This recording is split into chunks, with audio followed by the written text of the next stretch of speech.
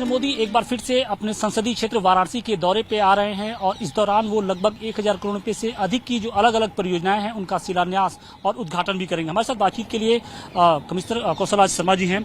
Sir, ये कौन कौन सी परियोजनाएं हैं और किस तरीके से बनारस के विकास को ये रफ्तार देंगी? परियोजनाएं मुख्य रूप से दो हैं जो बहुत बड़ी हैं वाराणसी के लिए। एक तो इंटरनेशनल क्रिकेट स्टेडियम जो पूर्वांचल में एक भी नहीं है और जहां बीसीसीआई या यूपीसीआई की प्रेजेंस नहीं है, वहां के लोगों को सौगात देने के लिए प्रधानमंत्री जी आ रहे हैं। ये शिलान्यास किया जाएगा और 420 करोड़ की ये परियोजना है जो गंजारी में जमीन उत्तर प्रदेश सरकार के द्वारा खरीदी गई है। उसी साइट पे ही ये कार्यक्रम आयोजित होगा। इसी के साथ लगभग 1000 करोड़ से भी ऊपर के 16 विद्यालय उत्तर प्रदेश सरकार ने बनवाए हैं जो श्रमिकों के बच्चों के लिए हैं। उन विद्यालयों को चालू कराने का शुभारंभ भी अभी 11 से 20 सितंबर के बीच में हो रहा है। उसी का लोकार्पण करने के लिए उत्तर प्रदेश सरकार की तरफ से ये कार्यक्रम आयोजित किया जा रहा है। तो कुल मिला के दोनों को जोड़ लिया जाए तो 1400 करोड़ से ऊपर की परियोजनाएं होती हैं, जिसमें 16 विद्यालय और ये एक इंटरनेशनल क्रिकेट स्टेडियम होता है। ये हमारी निर्माण परियोजनाएं हैं। इसके साथ ही जो हमारा काशी सांसद सांस्कृतिक महोत्सव हुआ है उसमें उत्साहवर्धन करने के लिए जिन लोगों ने पार्टिसिपेट किया है, जिन लोगों ने देखा है, जो आयोजन में लगे हैं, उन्होंने एक इतना बड़ा कार्य पूरे सांस्कृतिक अलग को जगाने के लिए पूरे जनपद में किया है। उन्हीं से मिलने के लिए, उन्हीं से इंटरेक्ट करने के लिए, उनमें प्राइज डिस्ट्रीब्यूशन करने के लिए वे यहाँ पे पधार रहे हैं। तो कुल मिला के 3 बड़े कार्य हैं जिनके लिए उनका आगमन हो रहा है। कहाँ उनकी सभा होगी और कितने घंटे तक वो यहाँ पर बनारस में प्रवास करेंगे और क्या क्या कार्यक्रम रहेगा? माननीय प्रधानमंत्री जी की जनसभा गंजारी स्थित जो इंटरनेशनल क्रिकेट स्टेडियम की साइट है उसी पे प्रस्तावित की गई है, क्योंकि एयरपोर्ट से नजदीक है और रिंग रोड पे सारे प्रकार के जनपदों से लोगों को आना जाना सुगम रहता है और शहर का भी ट्रैफिक कंजेशन उसमें नहीं होता है। तो गंजारी स्थित इंटरनेशनल क्रिकेट स्टेडियम की साइट पे ही उनका आगमन हेलीकॉप्टर के माध्यम से होगा और उसके बाद वहां का स्थल का कार्यक्रम लगभग 2 से 3 घंटे का वो करने के उपरांत प्रस्थान करेंगे। तो एक ही जगह का कार्यक्रम रखा गया है जहां पे सारे तीनों फंक्शन वहां पे पूरे कराए जाएंगे। प्रधानमंत्री जब भी आते हैं तो बनारस की जनता को कुछ न कुछ सौगात देके जाते हैं।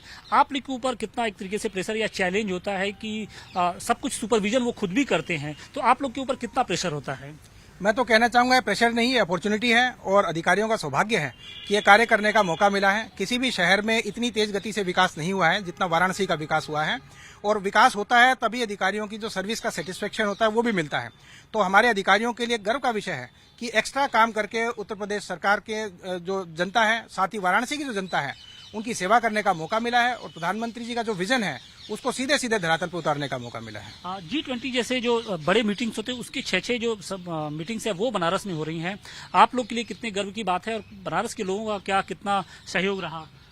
मैं तो कहना चाहूंगा कि बड़े आत्मसंतुष्टि का आभास हो रहा है जब 5 मीटिंग्स पूरी हो चुकी हैं और 6ठी मीटिंग चालू हो चुकी है। सबने इतनी प्रशंसा की है, जितने डेलीगेट्स आए, जितने मंत्री लेवल के डेलीगेट्स आए या मल्टीनेशनल जो हमारी ऑर्गेनाइजेशंस हैं उनके हेड ऑफ द जो इंस्टीट्यूशंस आए उनके द्वारा इतनी तारीफ की गई और एक स्पिरिचुअलिटी के साथ सारे लोग यहाँ से वापस गए हैं। एक बहुत बड़ा चैलेंज था कि वाराणसी में जब ट्रैफिक का इशू रहता है, जब थोड़ा थोड़ा संसाधनों का इशू रहता है, उसमें ये कार्यक्रम कैसे कराए जाएंगे, लेकिन सारी टीम ने अच्छा काम किया और सभी ने मिलजुल के इसमें कोऑपरेट किया। माननीय मुख्यमंत्री जी का विशेष इसमें मार्गदर्शन हर सभा के लिए रहा और स्वयं उनका स्पेसिफिक इनपुट्स उनके बारे में रहे।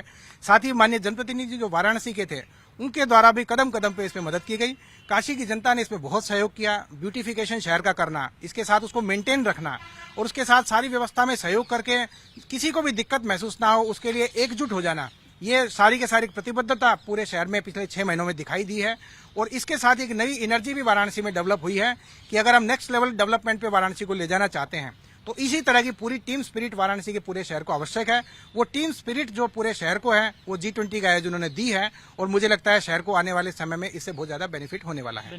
निश्चित तौर पे जो बनारस का विकास है वो लगातार होता जा रहा है और जिस तरीके से प्रधानमंत्री नरेंद्र मोदी जब भी बनारस आते हैं तो वाराणसी की जनता को जो अब सौगात है वो देते हैं और खासतौर से जब इस बार भी वो 23 तारीख को यहाँ पर पहुंचेंगे तो इस दौरान 1000 करोड़ रुपए की जो अलग अलग परियोजना है उसकी शिलान्यास करेंगे और साथ ही उसका लोकार्पण भी करेंगे। वाराणसी से अतिकेश के साथ आशुतोष सिंह, टाइम्स नाउ नव भारत।